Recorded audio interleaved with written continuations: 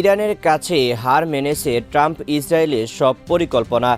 আর তাই নিজেদের বাঁচাতে ইরানকে যুদ্ধ থামাতে ট্রাম্প প্রস্তাব পাঠালেও ইরানের নতুন সর্বোচ্চ ধর্মীয় নেতা মুস্তাফা খামেনি সেটি সরাসরি নাকচ করে জানিয়েছেন যে এখন শান্তির সময় না।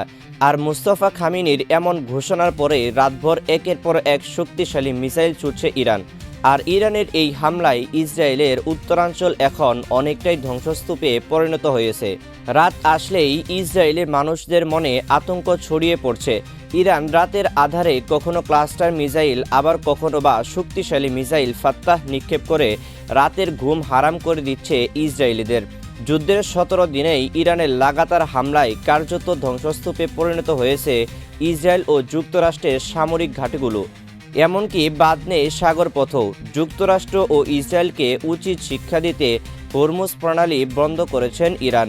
এছাড়াও তাদের ত্রিসীমানায় কোনো মার্কিন যুদ্ধজাহাজ আসলেই তা গুটিয়ে দিচ্ছে ইরানি বাহিনী।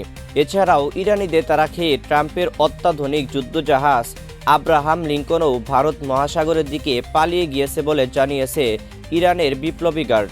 আর এমন পরিস্থিতির মধ্যেই হঠাৎ করে যুক্তরাষ্ট্রের একটি পারমাণবিক শক্তিচালিত বিমানবাহী রণতরীতে আগুন লেগেছে বলে জানা গেছে।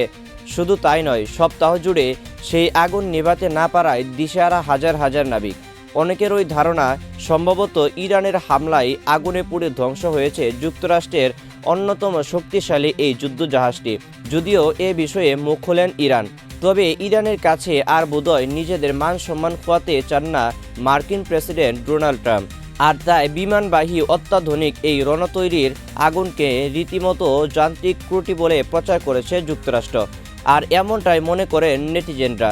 যদিও এই নিয়ে মার্কিন সংবাদ মাধ্যম নিউ ইয়র্ক টাইমস জানিয়েছেন প্রায় ৪৫০০ নাবিক ও বিমান চালক বহনকারী এই রণতরীটি বর্তমানে দীর্ঘ ১০ মাসেরও বেশি সময় ধরে মোতায়েন রয়েছে।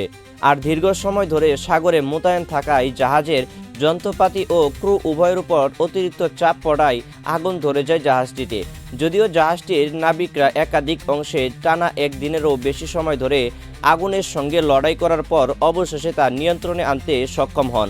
তবে এই ঘটনার ৬০০-এরও বেশি নাবিক ও ক্রু আশ্রয় হারিয়ে অসহায় হয়ে পড়েছেন। এমনকি বহু নাবিক ধোঁয়ায় অসুস্থ হয়েছেন বলে জানা গেছে। আপনারা দেখছেন নিউজ বাংলা 20। দেখা হচ্ছে পরবর্তী কোনো আপডেট সংবাদ নিয়ে।